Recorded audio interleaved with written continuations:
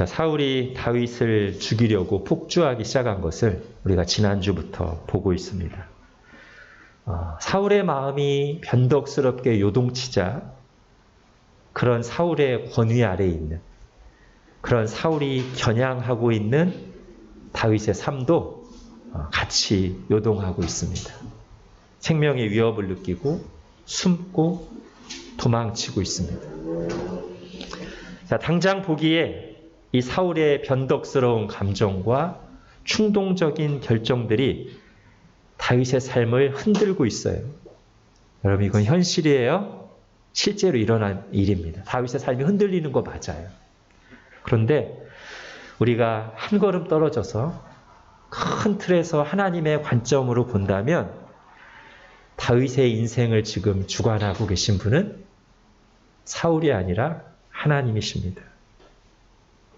그래서 다윗을 제거하려는 사울의 그 어떤 계획도 성공할 수 없었어요. 다윗을 향한 하나님의 계획을 사울의 변덕스럽고 충동적인 결정들이 막아서거나 무너뜨릴 수 없었다는 것이죠. 다윗과 이스라엘을 향한 하나님의 계획은 하나님의 시간표대로 진행되고 있습니다. 사울이라고 하는 존재, 또 그 사울이 행하는 일 때문에 사울의 방해로 하나님의 그 계획이 어긋나거나 실패하는 것이 아니라 오히려 사울의 그런 행동들까지도, 그리고 사울이라는 존재까지 사용하셔서 다 합력해서 하나님의 뜻을 이루어 가십니다. 이제 1절을 보십시오. 우리가 지난주에 어디까지 봤어요? 다윗이 도망쳐서 사무엘에 거쳐 라마 나요시라는 곳에 피신한 것까지 봤죠. 거기서도 하나님이 다윗을 지키시고 도와주셨습니다. 그런데 오늘 1절에 보니까 다윗은 아무래도 불안한 모양이에요. 그래서 사무엘에 거쳐에서 나와서 요나단을 찾아옵니다. 그리고 절박하게 도움을 요청합니다. 요나단에게 그의 아버지인 사울왕의 본심을 잘 확인해서 그가 정말로 다윗을 죽이려는 것이 맞다면 다윗에게 속히 알려주어 안전하게 피신할 수 있게 해달라고 요청하는 것이죠. 결과적으로 보면 그렇게 되죠. 이제 이때부터 다윗은 다시는 사울의 궁정 안으로 돌아오지 못하고 본격적인 도망자 생활을, 광야 생활을 시작합니다. 그런데 오늘 우리가 본문에서 주목할 것은 이 요나단과 다윗 사이에 오간 대화예요. 그 속에 성경의 아주 중요한 핵심적인 주제가 잘 드러나고 있기 때문이에요. 이게 뭐냐면 언약과 사랑입니다. 뭐라고요? 언약과 사랑. 자, 먼저 중심되는 두 구절을 한번 볼게요. 8절을 먼저 읽겠습니다. 시작. 그런즉 바라건대 내 종에게 인자하게 행하라. 내가 내 종에게 여호와 앞에서 너와 맹약하게 하였음이니라. 여기까지. 자, 이것은 다윗이 요나단에게 구한 거고요. 자, 14, 15절을 보십시오. 이번에는 요나단이 다윗에게 같은 것을 구합니다. 14, 15절 시작. 너는 내가 사는 날 동안에 여호와의 인자하심을 내게 베풀어서 나를 죽지 않게 할 뿐 아니라 여호와께서 너 다윗의 대적을 지면에서 다 끊어버리신 때에도 너는 내 인자함을 내 집에서 영원히 끊어버리지 말라 하고. 네, 여러분, 지금 다윗과 요나단이 서로에게 똑같이 뭐를 구하고 있어요? 뭐죠? 인자, 그죠? 서로에게 인자를 베풀어 달라고 구해요. 8절은 다윗이 요나단에게 먼저 인자를 베풀어 달라고 구하는 내용이고요. 14, 15절은 거꾸로 요나단이 다윗에게 인자를 베풀어 달라 요청하는 겁니다. 특히 요나단은 그 얘기를 하면서 이 인자를 좀 풀어서 어떻게도 표현해요? 여호와의 인자하심이라고 표현하기도 합니다. 여기서 그들이 서로에게 요구하는 이 인자가 히브리어로 원어로 헤세드예요. 여러분, 제가 원어 잘 안 쓰는 편이죠, 그죠? 제가 뭐 실력이 없기도 하고요. 굳이 어려운 말을 안 쓰려고 해요. 근데 그런 제가 어쩌다가 원어를 쓴다는 것은 이 원어는 중요하다, 중요하지 않다? 중요하다. 예, 제가 어쩌다 쓰는 원어는 여러분들이 한번 기억하고 가시면 좋아요. 헤세드. 번역하면 오늘 본문에 나온 대로 인자 또는 자비 또는 사랑 또는 은혜로 번역할 수 있어요. 그리고 그것이 본래 하나님에게 있는 것이고 하나님으로부터 왔기 때문에, 즉 하나님이 원조시기 때문에 인간이 그걸 행할 때에도 하나님으로부터 받아서 하나님을 본받아 하는 것이어서 오늘 요나단이 말한 대로 여호와의 인자하심이라고 말할 수 있겠어요. 자, 또 중요한 게 있는데 이 헤세드는 특히 언약 관계 안에서 이루어집니다. 여러분 8절을 다시 한번 보세요. 다윗이 요나단에게 이 인자, 헤세드를 베풀어 달라고 요청할 때 그 근거로 두는 게 뭐예요? 바라건대 네 종에게 인자하게 행하라. 왜냐하면 네가 네 종인 나에게 여호와 앞에서 너와 맹약하게 맹세하며 언약하게 하지 않았냐. 그러니 그 언약의 근거에서 내게 헤세드를 베풀어 달라. 이렇게 요구하는 거잖아요. 요나단이 다윗에게 요구할 때도 마찬가지예요. 14, 15절 그 뒤에 16, 17절에 보면 요나단도 다윗에게 헤세드를 베풀어 달라고 요청하면서 뒤에 다시 한번 서로 언약을 맺습니다. 그래서 헤세드를 이렇게 표현할 수도 있어요. 언약에 뿌리를 둔 사랑이다. 줄여서 오늘 설교 제목처럼 언약적 사랑이다. 이렇게 말할 수 있겠어요. 자, 우리는 오늘 본문에서 이 요나단과 다윗 사이에 바로 그 헤세드, 언약적 사랑을 요구하기도 하고 그 언약적 사랑을 실천하기도 하는 모습을 보는데, 근데 원래 이 헤세드의 원조가 누구시라고요? 하나님이십니다. 그리고 이 하나님의 헤세드는 언약 관계를 바탕으로 한다고 했는데 누구와 누구 사이의 언약 관계 속에서? 하나님과 하나님의 백성인 우리 사이에서 언약이 맺어져 있고 이 언약 관계 안에서 우리에게 베푸시는 하나님의 사랑을 헤세드라고 말할 수 있다는 것이죠. 자, 근데 이제 오늘 본문에 보면 그것을 이 요나단과 다윗이 언약을 맺고서 보여주고 있는데 잘 보면 이렇게 표현하면 괜찮을 것 같아요. 오늘 본문에서는 적어도 다윗보다 요나단이 주인공이고요. 오늘 본문에서 요나단이 말하자면 하나님 역할에 가까워요. 다윗은 하나님의 백성, 인간에 가깝고. 즉 요나단이 하나님과 우리 사이의 언약 관계에서 하나님이 우리를 향해 베푸시는 언약적 사랑을 오늘 본문에서 너무나 잘 보여주고 있어요. 그걸 좀 살펴보려고 그래요.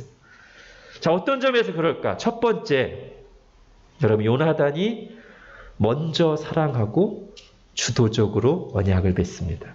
여러분 우리 2, 3주 전에 들었던 18장, 즉 다윗과 요나단이 처음 우정관계를 맺을 때의 본문을 다시 한번 볼까요? 여러분 18장 한번 찾아보십시오. 사실 제가 그때도 말씀을 드렸습니다. 우리가 다윗과 요나단 우정을 얘기하지만 성경은 분명히 요나단 편에서 그것이 시작되고 훨씬 적극적이었다는 걸 보여주고 있다고요. 우리 다시 한번 볼까요? 사무엘상 18장 1절부터 4절. 다윗이 사울에게 말하기를 마침에 요나단의 마음이 다윗의 마음과 하나가 되어 요나단이 그를 자기 생명같이 사랑하니라. 3절. 요나단은 다윗을 자기 생명같이 사랑하여 더불어 언약을 맺었으며 요나단이 자기가 입었던 겉옷을 벗어 다윗에게 주었고 자기의 군복과 칼과 활과 띠도 그리하였더라. 네, 다윗이 뭐 한 게 안 나와요. 적어도 이 본문 안에서는. 거의 일방적으로 요나단이 먼저 주도적으로 적극적으로 그리고 뜨겁게 다윗을 사랑하고 언약을 맺고 자기의 것을 내어줍니다. 바로 이런 부분이 언약 관계 안에서 하나님 아버지의 모습을 잘 보여준다는 것이죠. 하나님이 먼저 우리를 사랑하셨고 그것도 아주 뜨겁게 사랑하셨고 주도적으로 우리를 부르셔서 언약을 맺으셨으며 우리에게 자신을 먼저 내어주시는 모든 것을 주시는 은혜를 베푸셨습니다. 요한일서 4장 9절 10절 하나님의 사랑이 우리에게 이렇게 나타난 바 되었으니 하나님이 자기의 독생자를 세상에 보내심은 그로 말미암아 우리를 살리려 하심이라. 사랑은 여기 있으니 우리가 하나님을 사랑한 것이 아니요 하나님이 우리를 사랑하사 우리 죄를 속하기 위하여 화목제물로 그 아들을 보내셨습니다.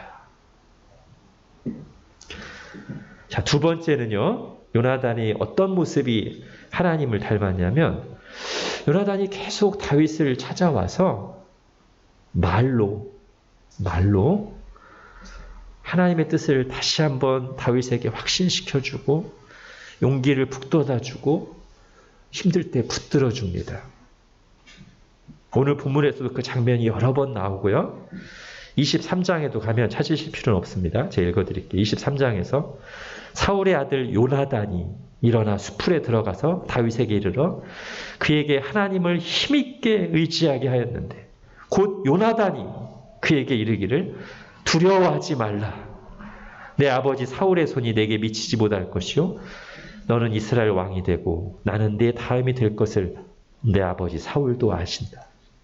이 마지막 부분만 빼면 그냥 이 요나단이 다윗에게 하는 말은 하나님의 말씀 같아요.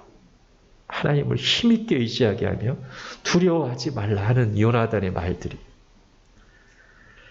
여러분 이게 하나님이 우리를 위해서 하시는 일 아닙니까? 말씀으로 우리를 찾아오시는, 말씀으로 힘을 주시고 위로하시고 하나님의 뜻을 다시 알려주시고 인도하시는 일 말이죠. 이게 하나님이 언약관계 안에서 우리에게 베푸시는 굉장히 중요하고 중심적인 은혜 중에 하나예요. 여러분 우리 믿음의 조상 아브라함을 하나님이 어떻게 인도하세요? 75살에 부르셔서 실제로 아이를 준 건 100살이에요. 그죠? 그 사이에 아브라함이 믿음이 흔들리고 왜 또 아들 안 주시냐고 힘들어하고 여러 가지 우여곡절을 만날 때마다 하나님이 주로 하시는 일이 뭡니까? 다시 아브라함을 찾아오셔서 말씀으로 믿음을 주시고 다시 말씀으로 힘을 주시고 말씀으로 할 일을 가르쳐 주시죠. 지금도 그렇게 하고 계세요. 하나님이 말씀으로. 그리고 오늘 본문에서 요나단이 지금 다윗에게 그렇게 하고 있다는 거죠. 다윗 힘들 때마다 와서 말로 하나님의 뜻을 다시 확신시켜주고 용기를 북돋아주고 위로해주고 힘을 줍니다. 자, 세 번째. 자, 하나님이 근데 말씀이 굉장히 중요하지만 말씀만 하시는 건 아니죠. 위기와 고난 중에 있는 다윗에게 아주 실제적인 인자를, 도움을, 구원을 베풀고 있습니다. 오늘 본문에서 그렇고요. 지난주 19장에서도 그랬고 다음번에 23장에서도 그래요. 즉 이것을 다른 말로 하면 언약의 당사자로서 언약 이행에 아주 충실한 모습을 보여주고 있는 거예요. 그리고 이런 부분이 또 하나님과 연결시킬 수 있죠. 우리 하나님은 그러신 분이잖아요. 언약에 신실하신 분. 우리는 그러지 못할 때가 있지만. 그래서 바울이 뭐라고 말합니까? 디모데후서 2장에서 우리는 미쁨이 없을지라도, 즉 우리는 신실하지 못할 때가 많지만 주는 항상 미쁘시니, 주는 항상 신실하시니, 항상 언약에 신실하시고 언약 이행에 신실하시니 자기를 부인하실 수 없으시리라. 아멘. 여러분 이렇게 오늘 본문에서 요나단이 하나님과 하나님의 백성 사이의 언약 관계에서 하나님이 하시는 일을 잘 보여주고 있어요. 자, 그리고 또 한 가지, 하나님의 언약 관계에서 우리에게 하시는 일이 또 한 가지가 있는데 그게 뭐냐면 그 언약적 사랑을 우리도 실천하라고 요구하신다는 거죠. 근데 오늘 본문의 요나단도 그렇게 해요. 자신이 먼저 적극적으로 뜨겁게 다윗에게 언약적 사랑을 아낌없이 베풀면서 다윗을 향해서도 동일하게 너도 언약적 사랑을 실천하라고 요구하는 것이죠. 우리 하나님이 그러시죠? 이스라엘을 하나님의 은혜와 능력으로 이집트에서 구원해 내신 뒤에 이제 언약을 체결하시면서 뭐를 주세요? 십계명을 주시죠. 그런데 십계명의 내용을 요약하면 뭡니까? 우리 주님께서 이 계명을, 율법을 어떻게 요약해 주셨어요? 마태복음 22장 예수께서 이르시되 내 마음을 다하고 목숨을 다하고 뜻을 다하여 주 너의 하나님을 사랑하라 하셨으니 이것이 크고 첫째 되는 계명이요. 둘째도 그와 같으니 내 이웃을 내 자신같이 사랑하라 하셨으니 이 두 계명이 온 율법과 선지자의 강령이니라. 네. 하나님이 먼저 언약적 사랑을 베푸시고 당신의 백성들을 향해서 똑같이 요구하시는 거예요. 그 언약적 사랑을 너도 행하라고. 첫째가 하나님을 사랑하라는 것이고 둘째가 내 이웃을 사랑하라는 거예요. 자, 하나님 사랑부터 생각해 볼까요? 사실은 원래도 인간은 하나님을 사랑하는 게 너무 마땅해요. 너무 당연해요. 왜요? 하나님 우리 창조하시고 우리 존재하게 하셨잖아요. 우리 존재로부터 시작해서 우리에게 있는 모든 것 다 하나님이 거저 주셨잖아요. 그리고 우리가 이 세상에서 찬양하는 모든 스타들, 영웅들과 비교도 할 수 없을 만큼 하나님 크고 위대하고 아름다우시잖아요. 그러니까 하나님을 찬양하고 사랑하는 게 마땅해, 원래도. 근데 거기에 뭐가 덧붙여졌어요? 그런 하나님의 사랑을 저버리고 하나님을 배반하고 떠나 죄 가운데 빠져있는 우리를 구원하시려고 독생자 예수 그리스도를 십자가에 내주셨어요. 우리를 구원하시려고. 그래서 원래도 하나님을 사랑해야 될 이유가 우리에게 충만한데 거기에 더욱 충만한 은혜를 덧입혀 주셨어요. 구원의 사랑을 베풀어 주셨어요. 여러분 로마서에서 앞부분 1장부터 11장까지 하나님께서 우리를 위해서 하신 일, 복음이죠. 그걸 자세히 설명한 뒤에 11장까지 맨 처음 나오는 말씀이 뭐죠? 12장 1절에 하나님이 우리를 위해서 하신 그 놀라운 은혜를 길게 자세히 설명한 뒤에 맨 처음 나오는 말, 로마서 12장 1절 그러므로 형제들아 내가 하나님의 모든 자비하심으로 너희를 권하노니 너희 몸을 하나님이 기뻐하시는 거룩한 산 제물로 드리라. 그래서 그러므로가 중요해요.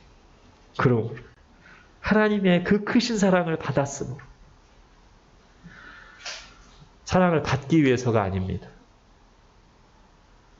이미 받았습니다. 지금도 받고 있습니다.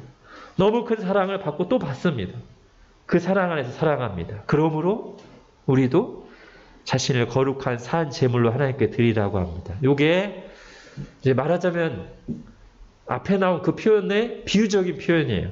즉 내 마음과 뜻과 몸과 힘을 다하여 내 하나님을 사랑하라를 바울이 여기서 제물이라고 하는 비유적인 표현을 써서 내 자신을 거룩한 산 제물로 하나님께 드리라고 말하는 것이죠.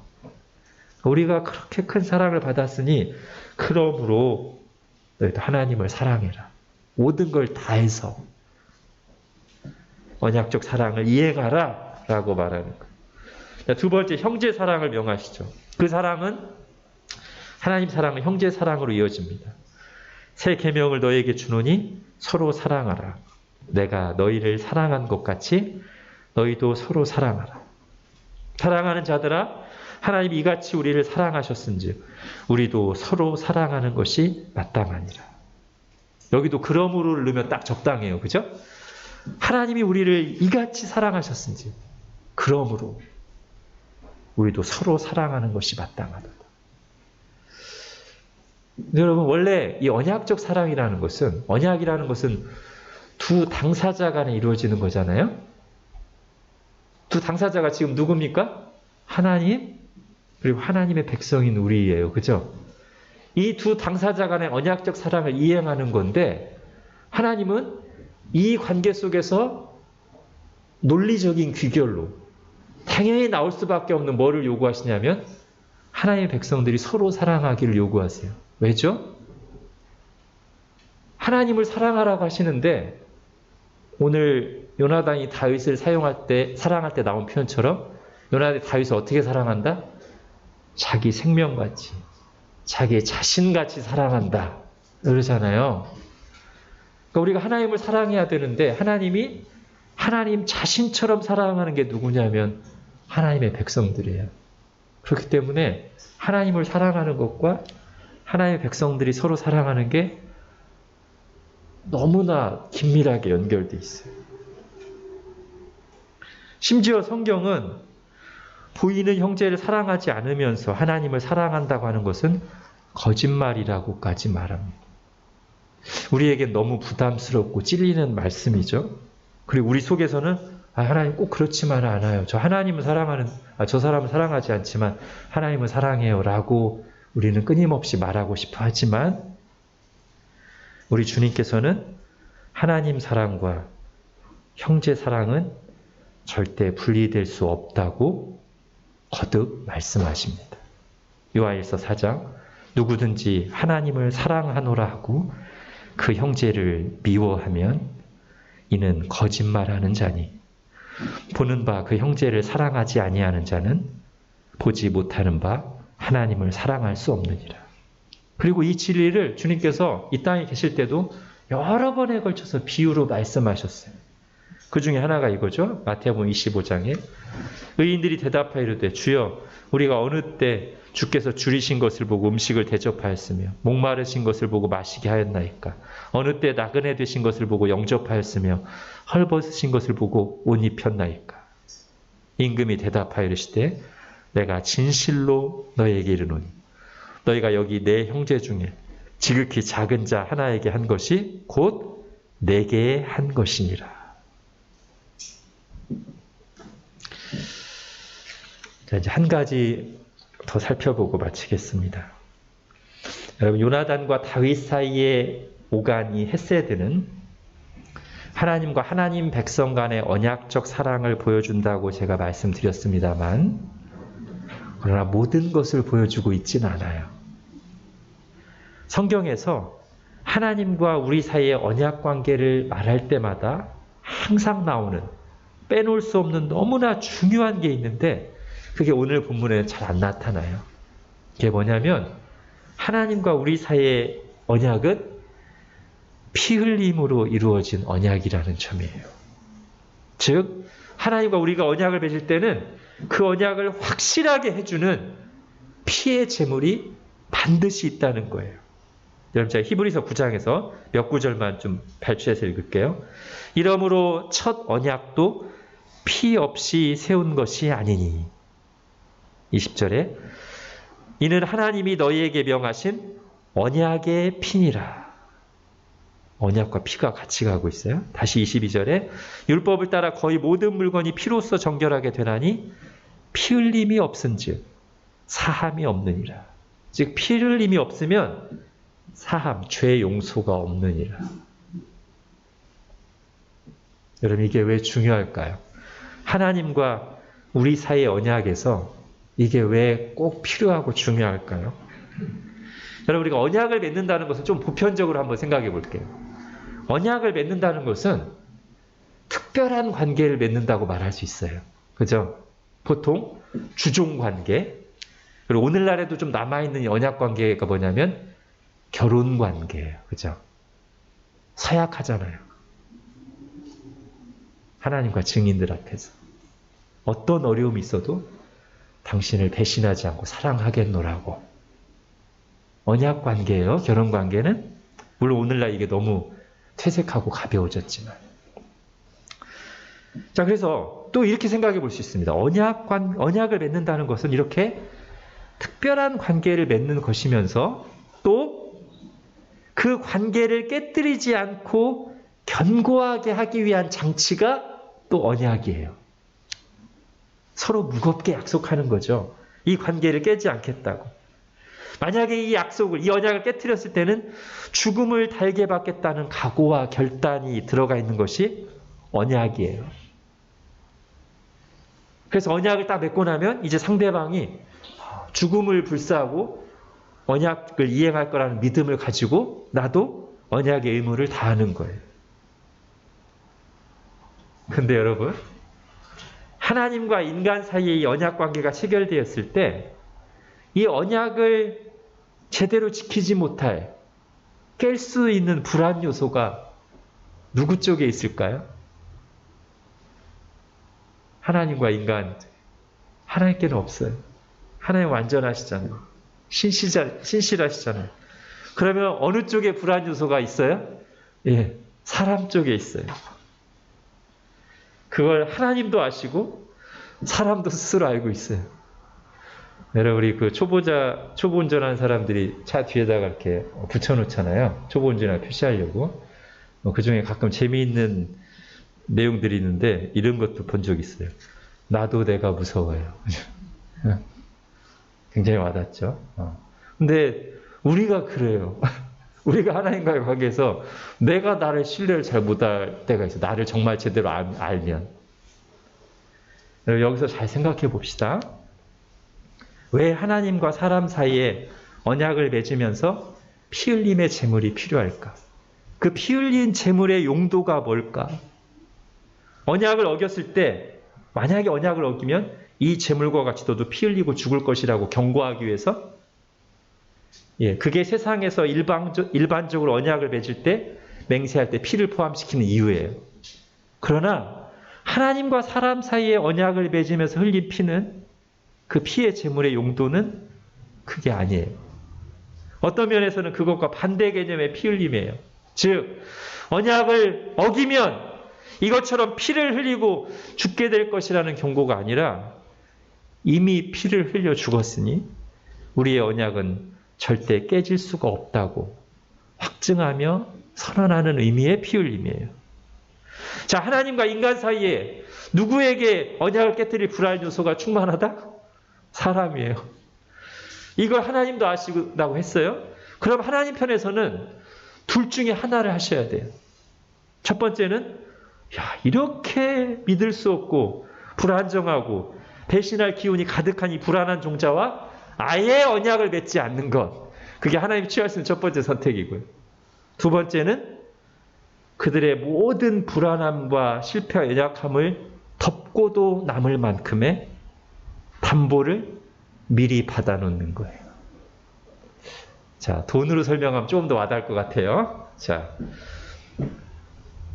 돈을 떼먹을 가능성이 농후한 믿을 수 없는 인간과 첫 번째, 아예 거래를 하지 않거나, 첫 번째. 두 번째는 이놈이 아무리 돈을 떼먹고 사고를 쳐도 절대 손해보지 않을 만큼의 담보를 미리 받아놓는 거예요. 지금 이 사람하고 나하고 거래는 보통 10만 원 선, 10만 원 단위 이루어지는데, 자, 근데 네가 언제든지 떼먹고 사기칠 불안 요소가 있으니까 담보를 두고 하자. 얼마? 1,000조 원. 그러면 얘가 10만 원 단위로 아무리 사고 치고 대신 때려도 아무 걱정이 없어요. 너무 큰, 그거와 비교할 수 없는 큰 담보를 받아뒀기 때문에. 여러분, 하나님이 우리와 언약을 맺으시면서 택한 방식은 말하자면 두 번째입니다. 우리가 죄인이기 때문에, 연약하기 때문에, 또 넘어질 것이고 배신할 수 있기 때문에, 그걸 너무나 잘 아시기 때문에 아예 언약을 맺지 않으신 것이 아니라 우리의 그 모든 죄와 연약함을 충분히 덮고도 남을 확실한 보증을 마련해 두신 거예요. 예수 그리스도가 바로 그걸 위한 피 흘림의 제물이라는 것이죠. 이런 겁니다. 네가 만일 언약을 어기면 예수 그리스도처럼 심판받고 죽을 거야 라고 경고하는 의미의 언약의 제물이 아니라 너의 모든 죄와 연약함은 이미 예수 그리스도가 십자가에서 피 흘려 죽음으로 다 해결했어. 그렇기 때문에 너와 나 사이의 언약은 여러 가지 변수들과 너의 모든 연약함에도 불구하고 절대 깨질 일이 없어 라고 확증하시는, 선언하시는 종류의 언약의 제물이라는 거예요. 사도 바울은 이 진리를 로마서 8장, 우리가 흔히 승리장이라고 부르는 로마서 8장에서 이렇게 말합니다. 그러므로 이제 그리스도 예수 안에 있는 자에게는 결코 정죄함이 없나니 이는 그리스도 예수 안에 있는 생명의 성령의 법이 죄와 사망의 법에서 너를 해방하였습니다. 또 이렇게 얘기합니다. 내가 확신하노니 사망이나 생명이나 천사들이나 권세자들이나 현재일이나 장래일이나 능력이나 높음이나 깊음이나 다른 어떤 피조물이라도 우리를 우리 주 그리스도 예수 안에 있는 하나님의 사랑에서 끊을 수 없으리라. 아멘. 이 놀라운 은혜는 하나님께서 우리를 더 이상 정죄하시거나 불안해하지 않으신다는 것을 확실히 보여줄 뿐만 아니라 우리를 어디에서 해방시켜 주냐면 나도 내가 무서워요 상태에서 자유케 해주는 효과가 있습니다. 그리고 이 은혜는 즉 예수 그리스도께서 나를 위해 이미 모든 죄값을 치르시고 십자가에서 죽으시고 살아나셨다는 이 은혜는 우리의 신앙의 동기를 심판받지 않으려고 율법적인 생각에서 하는 데서 자유롭게 해줄 뿐만 아니라 자기 욕심대로 세상을 쫓아 살고자 하는 이기심과 방종으로부터도 우리를 건져줍니다. 하나님은 그렇게 우리를 언약적 사랑으로 이끄십니다. 오늘 요나단이 다윗에게 그랬던 것처럼 먼저 찾아오셔서 주도적으로 적극적으로 자신을 내어주신 언약적 사랑을 베푸시고 그 사랑을 받은 우리에게도 그 사랑을 깨달아 마음으로부터 우러나는 언약적 사랑을 이행하라고 요구하십니다. 그리고 우리는 다윗이 고난 중에 정말 절박할 때 요나단에게 찾아와 그 언약의 근거에서 헤세드를 베풀어 달라고 구했던 것처럼 그리고 오늘 본문에서처럼 수많은 시편에서 다윗이 하나님 앞에 나와 헤세드를 구했던 것처럼 우리는 예수 그리스도 안에서 언제든지 하나님 앞에 나아가 내 의와 공로 때문이 아니라 예수 그리스도의 의를 힘입어 담대하게 구하고 받을 수 있습니다. 그러므로 우리는 긍휼하심을 받고 때를 따라 돕는 은혜를 얻기 위하여 은혜의 보좌 앞에 담대히 나아갈 것입니다. 아멘. 기도하겠습니다. 하나님, 오늘 요나단이 다윗에게 베풀기도 하고 요구하기도 하는 언약적 사랑을 보면서 그 속에 담긴, 그 속에 나타난 하나님의 우리를 향해 행하신 그 놀라운 언약적 사랑을 다시 들었습니다. 하나님, 우리가 그토록 큰 사랑을 받고 있는 자들로서 이 사랑을 조금도 제한하거나 소홀히 하지 않고 충만하게 누리게 하시고 경험하게 하시고 그리고 이 사랑에서 비롯되어서 우리도 연약하지만 점점 더 하나님을 사랑하고 하나님 우리에게 보내주신 형제 자매를 사랑하는 대로 장성하여 나갈 수 있도록 은혜를 베풀어 주옵소서. 예수님의 이름으로 기도합니다. 아멘.